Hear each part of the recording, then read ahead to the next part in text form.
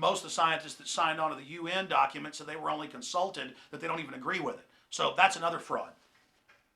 But the issue here is the emails are real. Read the Associated Press. Read Reuters. Read the articles where they've called these scientists that are in these emails, these climatologists, and talked to them about it.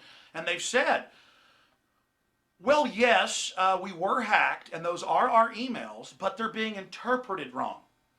But see, there's a separate media spin right now where the press is saying, well, we don't know if the emails are real. No. The university admits they were hacked, several thousand emails were stolen, and they're now spinning, saying, oh, well, this is being taken out of context.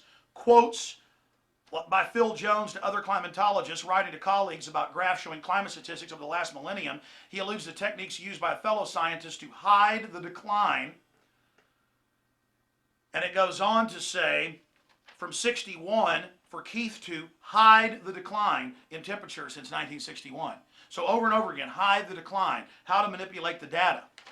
And so understand, they're admitting they were hacked, and they're now countering the emails saying, well, you're misinterpreting what I said.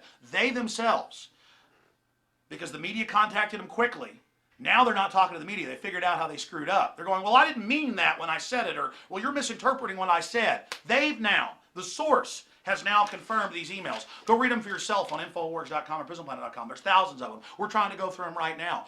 The worst stuff's coming out every hour. Write your own articles, post your own blogs, dig through it. This is a community research project. This is so exciting. So we have that going on. The emails are real. All the key data.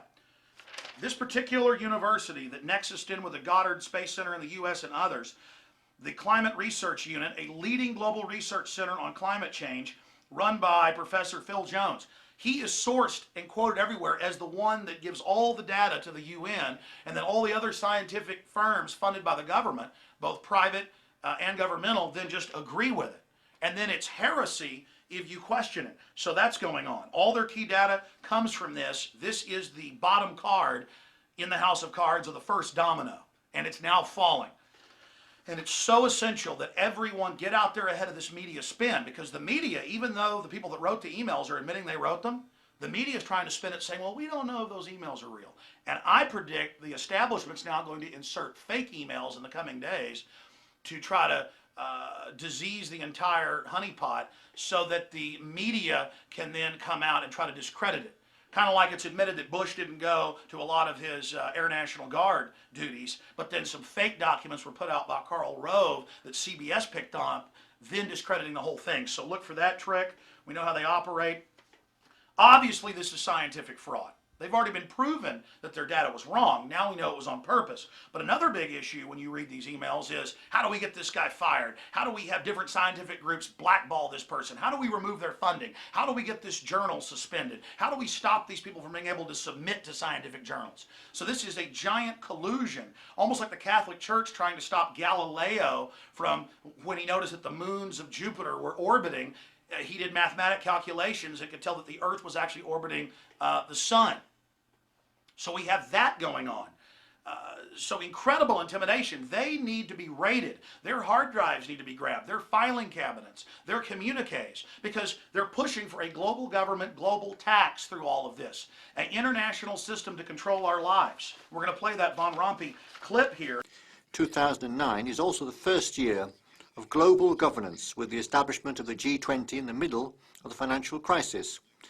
The climate conference in Copenhagen is another step towards the global management of our planet. Our mission, our presidency, is one of hope, supported by acts and by deeds. You look at the new head of the European Union, he is on record saying first year of global governance through the Copenhagen Treaty and the carbon tax. He's also quoted as calling for global management of the planet through the environmental crises.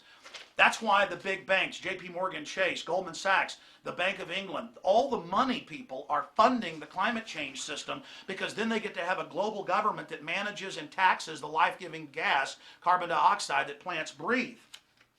So we need a real investigation. And we know why there's all this fraud. We know what their goals are. Listing what plants breathe what all human activity produces as a toxic waste that they can regulate. It gives them total control over every facet of our lives. And they're in the news saying that they're going to decide what technologies can be developed, what technologies are going to be banned. London Guardian, global body needs to direct green technologies. G77 says, developed nations call for UN body to police battle on climate change. So that's going on.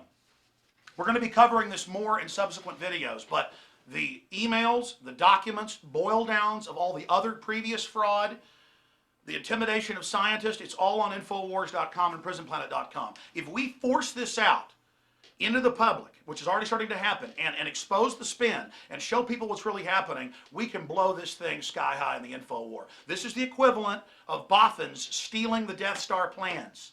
Now we have to use these plans. I hope you understand the level of this. They admit the emails are real. This is meant to set up a world government in their own words. This is all being decided on right now. This is a godsend. This is one of the greatest blows against the New World Order I've ever seen. Last week, it passed out of committee in the House. They have 311 votes. It's sure to pass a strong audit the Fed bill.